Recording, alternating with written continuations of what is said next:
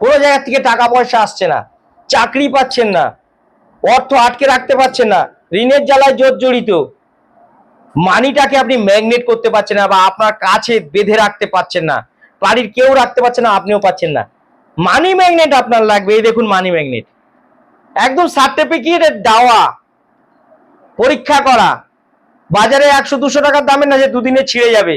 এটা সার্টিফিকেট সমেত দীপক শাস্ত্রীর কাছ থেকে পেয়ে যাবেন, আসল এবং অরিজিনাল সার্টিফিকেট সমেত পাবেন।